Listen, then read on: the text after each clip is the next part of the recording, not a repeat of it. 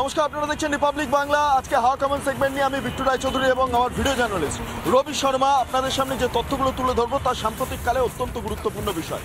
কয়েকদিন আগে মালদা এবং মুর্শিদাবাদে যে ঘটনা ঘটেছে তা নিয়ে উদ্বেগ প্রকাশ করছে বিভিন্ন মহল। ইতিমধ্যে হাইকোর্টের তরফে যে স্পেশাল টিম তৈরি করা হয়েছিল তারা রিপোর্ট দিয়েছে এবং সেখানে সাফ দেখা যাচ্ছে যে গোটা ঘটনার নেপথ্যে পুলিশের যে গাফিলতি রয়েছে তা কার্যত স্পষ্ট। এর পাশাপাশি তৃণমূল কাউন্সিলর এবং তৃণমূল নেতৃত্বের একটা অংশের মদতে সামগ্রিকভাবে গোটা মুর্শিদাবাদ জুড়ে একটা ভয়াবহ পরিস্থিতি তৈরি হয়েছিল। মালদাতেও একটা ভয়াবহ পরিস্থিতি তৈরি হয়েছিল।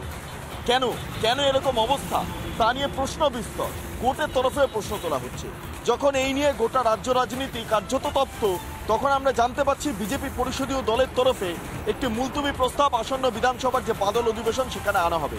আগামী 9 তারিখ থেকে বিধানসভার বাদল অধিবেশন শুরু, প্রায় 2 সপ্তাহ ধরে এই অধিবেশন চলবে, যেটা আমরা এখনো পর্যন্ত খবর পাচ্ছি। এর মধ্যে কোনো একটা দিন বিজেপি পরিষদীয় দলের তরফে আমরা যেটা জানতে পাচ্ছি তাদের তরফে মুলতবি প্রস্তাব আনা হবে মালদা এবং মুর্শিদাবাদ ইস্যুকে কেন্দ্র করে। যদি আলোচনা করতে না দেওয়া হয় তাহলে অবস্থা বুঝে ব্যবস্থা। তবে এবারে হাউসের অভ্যন্তর একটা গন্ডগোলের পরিস্থিতি তৈরি হতে পারে, এমনটা আশঙ্কা প্রকাশ করছে বিভিন্ন মহল।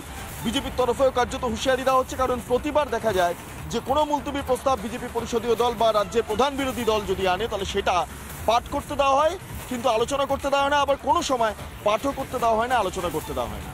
এই মর্মে গতকাল স্পিকারের সাথে কথা বলেছিলাম। স্পিকার বিমান বন্দ্যোপাধ্যায় তিনি সাফ জানাচ্ছিলেন যে গোটা বিষয়টা দেখা হবে যে কতটা গুরুত্বপূর্ণ এই মুলতবি প্রস্তাব। অর্থাৎ যদি মুলতবি প্রস্তাব নিয়ে বিভিন্ন প্রশ্ন ইতিমধ্যে দানা বাঁধছে এবং বিভিন্ন রকম রাজনৈতিক পরিস্থিতি তৈরি হচ্ছে, কিন্তু স্পিকারের বক্তব্যতে আরেকটা বিষয় কার্যত ধোঁয়াশা থেকে যাচ্ছে, সেটা নিয়ে আলোচনা হবে কি হবে না এই বিষয়ে। থাকবো এই সংক্রান্ত খবরে এবং তার পাশাপাশি অন্যান্য খবরের দিকে নজর রাখতে চোখ রাখুন রিপাবলিক বাংলা পর্দায়। আজকে হাওয়া কেমন পর্ব এই পর্যন্ত, ধন্যবাদ।